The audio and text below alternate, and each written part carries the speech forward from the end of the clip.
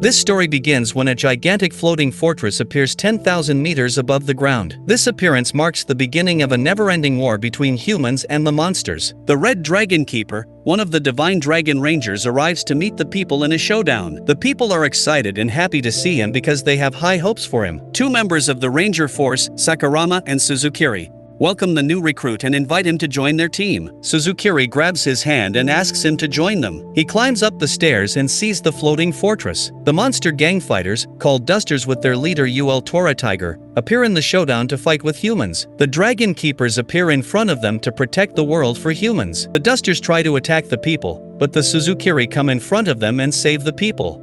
Tora Tiger attacks them and makes them fall because the monsters have unbelievable power. However, they never lose heart, and the Green Keeper puts a bigger stone on the tiger, but the tiger tears it to pieces with his power. People are shocked and worried to see this. The tiger transforms himself into a powerful and speedy truck and attacks them, causing them to fall down. The people try to encourage them. The Dragon Keepers breathe fire on the monsters. The Dusters try to lose heart because 1 hour earlier, they discussed the 13-year-long fight that never ended, and they are fed up with this war. They do not have any new ideas to try, but they decided to make new ideas for fighting. Fighter G gives them the idea of a super strong monster with bulging muscles, but they reject it. After that, Fighter L suggests a cute cat monster that falls in love with people, but they also reject it. Fighter D suggests the idea to make a tiger and tries to encourage them not to lose heart. He reminds them about their mission of world domination, but they cannot take it seriously and laugh because they have heard the same thing for many years. He feels hurt by them, but after that, they are fine with the tiger. There is a world animal encyclopedia, and the fighter changes himself into a fake tiger boss. Fighter D comes back to reality and stands in front of the fire breath. He considers attacking them,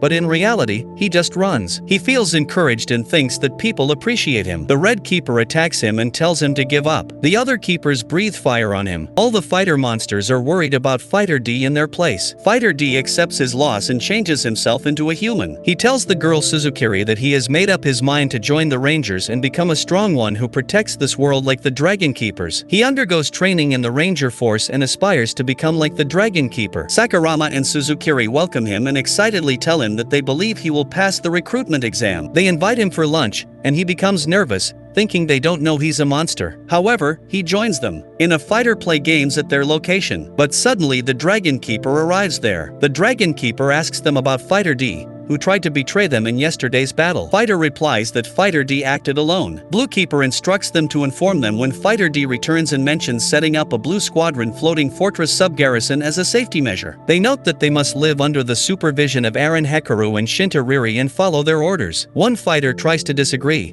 but they stop him by attacking him. The Dragon Keepers tell them that there needs to be an ideal relationship, where the weaker party obeys the stronger one's orders. They take this step as a way to achieve world peace. They warn that betrayal will result in death, like their boss. Reluctantly, they agree. Meanwhile, Fighter D has lunch with Suzukiri and Sakurama, who tell him about the Dragon Keeper's duties. They will be at their respective garrisons, performing cleanup activities and assisting the police in resolving conflicts. A boy and his mother appear, praising them, and people take pictures with them. They feel proud to be part of the Ranger Force. Afterwards, they proceed with their duties. Fighter D changes his appearance to Sakurama and accompanies Suzukiri to the Red Squadron garrison to deliver a letter. He goes with her, intending to kill the Red Keeper. He takes the letter from her and puts it in his bag with a knife. Upon entering the room, he tries to identify the Red Keeper, but suddenly, a boy comes toward him and tells him he is a Red Keeper. He tries to get a knife from a bag to kill him but stops when Suzukiri indicates he's not the Red Keeper. He is just a senior 3rd rank Shun Takeda. He becomes nervous and asks for the letter to be delivered. Suzukiri urges him not to be stubborn and hands the letter to Takeda. As they leave, he sees a poster of the Red Keeper and feels nervous. Suddenly, the elevator opens, revealing a boy who is the Red Keeper. He panics, but Suzukiri leads him away. Still in shock, Suzukiri asks for a knife from him, and he unconsciously hands it to her. She attacks him with the knife because she knows he is Fighter D and proposes they team up to destroy the Rangers. At the same time, Sakurama arrives and informs her of a monster attack. They decide to leave immediately. Fighter F encounters the Keeper but chooses to flee instead of fighting. Takeda attacks him,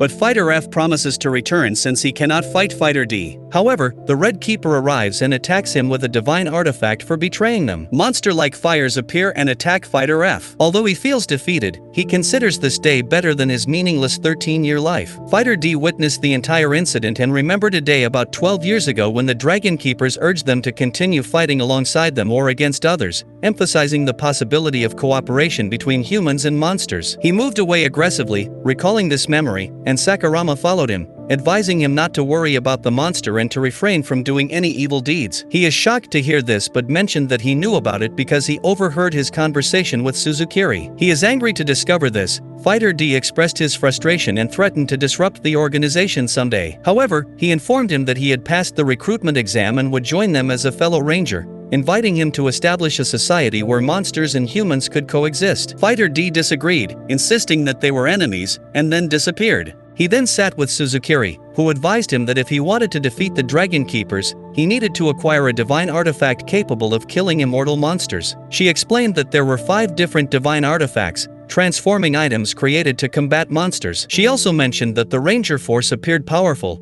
but this organization was still incomplete and vulnerable to destruction. She suggested that he could obtain the divine artifact during the showdown because the Dragon Keeper couldn't take it there. Following her advice, he changed his appearance to that of a Red Keeper and entered to retrieve the divine artifact. Despite the attention from onlookers, he appeared confident as he descended the stairs and encountered Takedo.